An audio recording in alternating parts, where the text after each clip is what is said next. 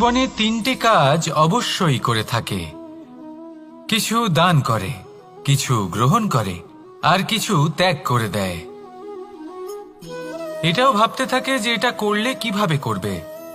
দেবার জন্য পর্যাপ্ত ধন নেই, নেবার জন্য সংসারে অত স্নেহ নেই, আর ত্যাগ করার জন্য জীবনে এত সুখই নেই, তাহলে কিভাবে করবে?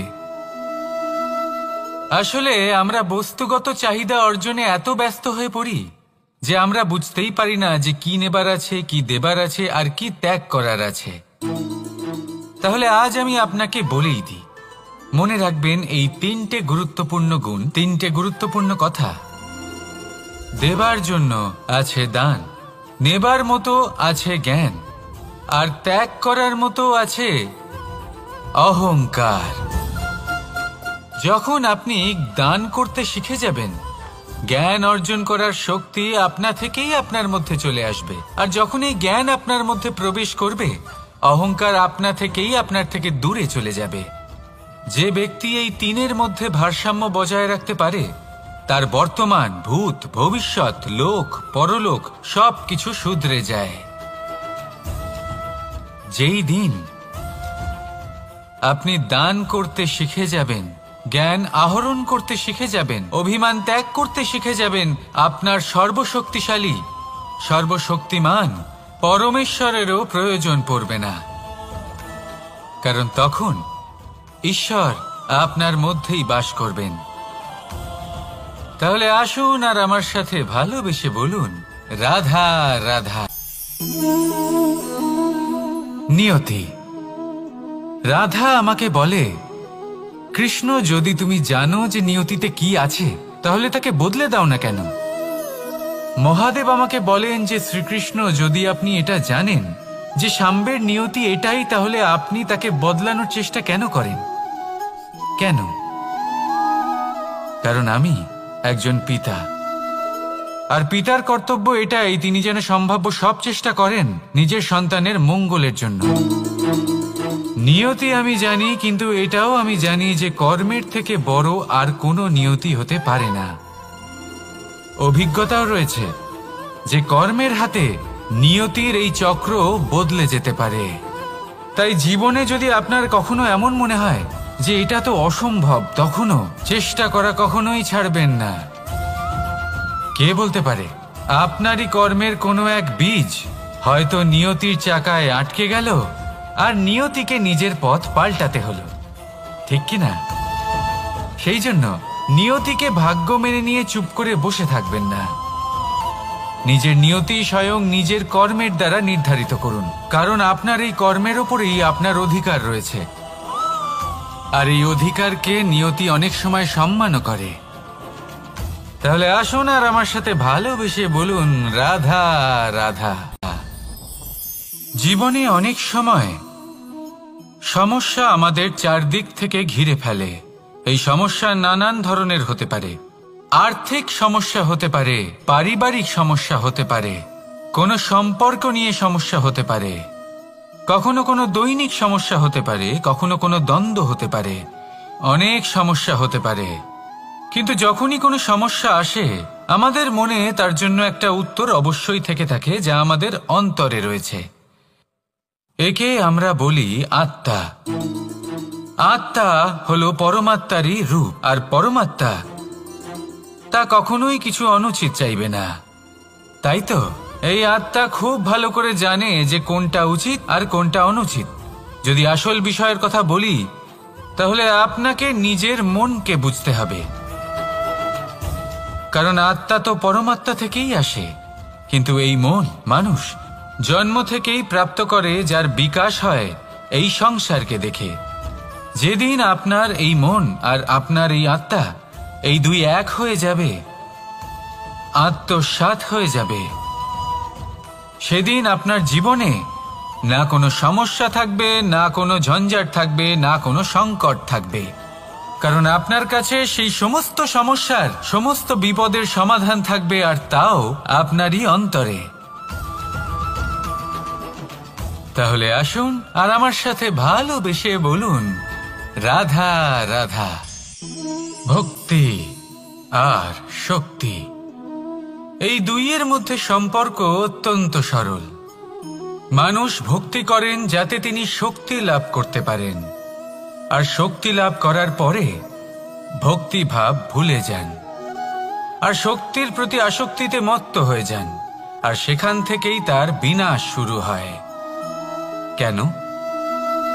কারণ ভক্তির দ্বারা প্রাপ্ত শক্তি অন্য কারোর হিতের জন্য ব্যবহার করতে হয়, অন্য কারোর মঙ্গল করার জন্য ব্যবহার করতে হয়, কারোর বিনাশের জন্য নয়।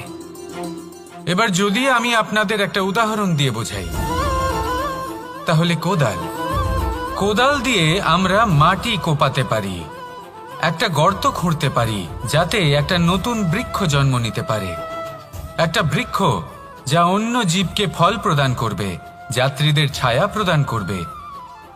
কিন্তু এই কোদালের ব্যবহার যদি আমরা অন্য কারোর ক্ষতি করার জন্য করি, তাহলে ক্ষতি শুধুমাত্র আমাদেরই হবে। তাই জীবনে যদি আপনি কোনো শক্তি লাভ করেন, হয়তো ভক্তির দ্বারা বা অন্য যেখান থেকেই হোক, তার সদ্ব্যবহার করতে শিখুন, নয়তো এই প্রাপ্ত শক্তি আপনার পতনের কারণ হয়ে দাঁড়াবে। তাহলে আসুন আমার সাথে ভালোবেসে বলুন, রাধা রাধা। শক্তি এক অত্যন্ত বিচিত্র বস্তু, বা বলতে পারেন অনুভূতি। পিতা সবসময় চান যেন তিনি তার শক্তি পুত্রকে সঁপে দিতে পারেন, যাতে সে শক্তিশালী হয়, যাতে তার মঙ্গল হয়। তার পুত্র সবসময় চায় যাতে সে পিতার সেই শক্তি লাভ করে, কিন্তু সেই শক্তি লাভ করার জন্য পুত্র হওয়া যথেষ্ট নয়, যোগ্য পাত্র হতে হয়। আসুন আপনাকে সহজে বোঝাই। যদি আপনি সুপাত্র হন আর আপনাকে শক্তি দেওয়া হয়, তাহলে আপনি সেই শক্তির গুরুত্ব বুঝবেন, কোথায় সেই শক্তি প্রয়োগ করা উচিত সেটা বুঝবেন। আর এটা যেহেতু অর্জন করা শক্তি হবে, সেই শক্তির অপব্যবহার হবে না। কিন্তু যদি এই আপনি কুপাত্র হন আর যদি আপনাকে এই শক্তি দেওয়া হয়, তাহলে কি হবে? দেখতে গেলে এই শক্তি আপনি দান হিসেবে পেয়েছেন, তাই না আপনি এই শক্তির গুরুত্ব বুঝবেন আর না এর প্রয়োগ আপনি জানবেন। তার অপব্যবহার হওয়া সুনিশ্চিত।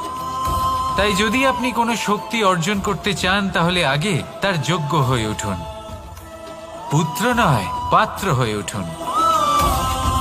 আর আমার সাথে ভালোবেসে বলুন, রাধা রাধা। কথায় আছে, প্রত্যেক পুত্র তার পিতার প্রতিচ্ছবি হয়, আর সমস্ত প্রতিচ্ছবি চায় যেন সে তার অস্তিত্ব প্রাপ্ত করতে পারে। পুত্র চায় সে যেন তার পিতার মতো হয়, বা কখনো কখনো তার থেকেও শ্রেষ্ঠ হয়। সেটা কোনো অনুচিত ব্যাপার নয়। অনুচিত তখন হয় যখন পুত্র নিজের পিতার মতো হবার স্বপ্ন পূরণ করতে গিয়ে বা তার থেকেও শ্রেষ্ঠ হওয়ার স্বপ্ন পূরণে অনুচিত পথের আশ্রয় নেয়।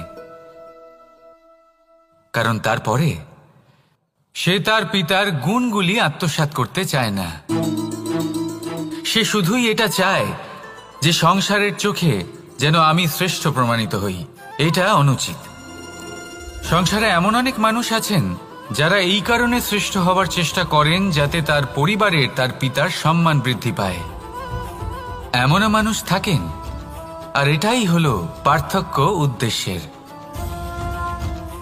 মনে রাখবেন, যদি আপনার উদ্দেশ্য শুভ হয় তাহলে পথও শুভ হবে, যদি আপনার উদ্দেশ্য অশুভ হয় তাহলে পথও অশুভ হবে।